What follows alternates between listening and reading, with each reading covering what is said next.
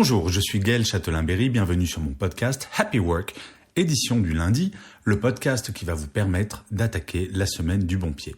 Avant de commencer, je souhaiterais vous demander un petit service. Si vous pouviez vous abonner, partager ou surtout faire des commentaires sur ce podcast, je vous assure, certes, ça me fait extrêmement plaisir, mais surtout, nos chers amis les algorithmes adorent ça. Que ce soit sur iTunes, Spotify, Deezer, Castbox, YouTube, les commentaires, il n'y a pas mieux.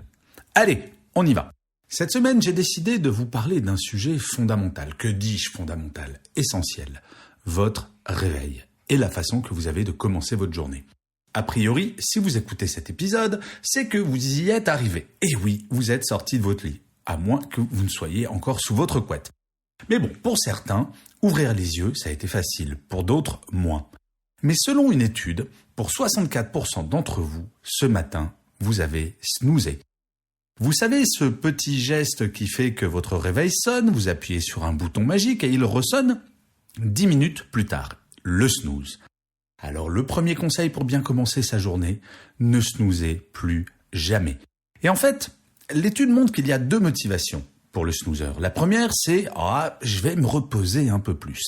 Alors désolé de vous annoncer cette mauvaise nouvelle, mais en 10 minutes, personne, humainement c'est impossible, ne retombe en sommeil profond. Donc vous ne vous reposez absolument pas.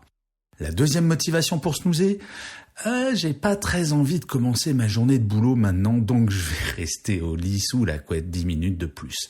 Alors chers amis snoozers, si telle est votre motivation, sachez que votre première pensée au moment où le réveil sonne, c'est votre travail. En gros, dès que le réveil sonne, si vous snoozez, vous vous mettez en stress. En fait, la solution est très simple, au-delà du simple fait d'arrêter de snoozer, parce que ça, si je vous dis arrêtez de snoozer, point à la ligne, vous allez me dire t'es gentil Châtelain-Berry, on a autre chose à faire que d'écouter tes conseils. Mais l'idée, c'est au lieu de penser au travail, si vous ne snoozez pas, vous allez penser à quelque chose qui vous fait plaisir. Et pour ce faire, vous allez créer une routine de réveil. La routine de réveil, c'est très simple. Votre réveil sonne, vous sortez de votre lit tout de suite et vous faites quelque chose que vous aimez. Ça peut être absolument ce que vous souhaitez. Aller à la boulangerie acheter un pain au chocolat, faire un footing, faire du yoga, ou alors, je ne sais pas, prendre votre douche, vous brosser les dents, boire un café, faire quelque chose que vous aimez, et cette chose, vous la ferez tous les matins. Le résultat, c'est qu'en fait, vous allez aimer vous réveiller. Au lieu d'angoisser sur le fait que vous allez devoir sortir de votre lit, aller dans le froid éventuellement, sous la pluie, aller au travail, votre première pensée, ce sera « je vais faire quelque chose que j'aime ».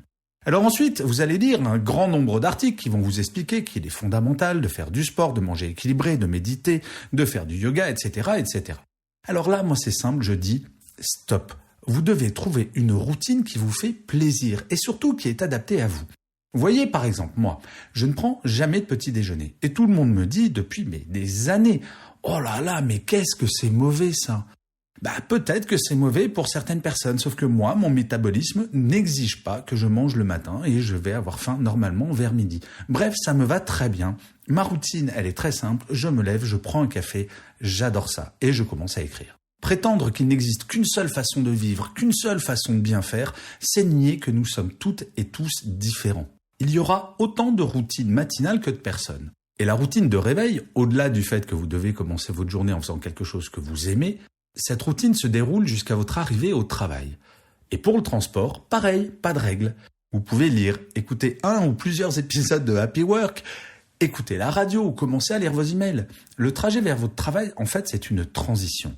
Et si vous faites ceci, que vous ne snoozez plus, que vous faites quelque chose que vous aimez en vous réveillant, que derrière, pendant le trajet qui vous amène vers votre travail, vous ne vous êtes pas mis en stress, vous verrez, votre journée va commencer nettement mieux. Et le dernier conseil pour bien commencer votre journée, quand vous arrivez au travail. Personnellement, quand j'étais en entreprise, j'étais sidéré de constater à quel point certaines personnes, quand elles arrivaient, elles souriaient pas, elles regardaient leurs chaussures, voire avaient le nez collé à leur smartphone. Passer devant la personne à l'accueil sans même dire bonjour ou faire un sourire. Ces personnes, je les plaignais. Je me disais, mais s'ils font la tronche au moment où ils arrivent au travail, mais qu'est-ce que ça doit être leur journée? Quand vous arrivez au bureau, souriez, dites bonjour aux gens, essayez de connaître le prénom de toutes les personnes que vous croisez. Vous savez, plus vous serez souriant en arrivant, plus votre journée sera agréable et plus les gens vont vous sourire également. Et très franchement, vous préférez quoi? Passer une journée avec des gens qui vont vous tirer la tronche du matin au soir ou plutôt être de bonne humeur et avoir des gens qui vont vous sourire aimablement. Bref, si au moment de vous installer à votre bureau, vous avez fait tout ça, vous allez voir que votre énergie sera totalement différente. Donc si je récapitule, ne snoozez pas, ayez une routine, occupez votre temps de transport à quelque chose que vous aimez et quand vous arrivez au travail, souriez. Inconsciemment, vous allez voir, tout va aller mieux. Alors je sais bien qu'en ces temps de corona, vous êtes très nombreux à être en télétravail et à ne pas aller au bureau. Mais tous ces conseils s'appliquent également à distance. Et puis, quand vous retournerez au bureau, peut-être le 22 juin, peut-être au mois de septembre, vous pouvez toujours réécouter cet épisode. Et je finirai comme d'habitude cet épisode de Happy Work par une citation. Cette semaine, j'ai choisi une citation d'Alain. Il disait « Se réveiller, c'est se mettre à la recherche du monde ». Je vous remercie 1000 fois d'avoir écouté cet épisode de Happy Work. Je vous dis à vendredi et d'ici là, prenez soin de vous.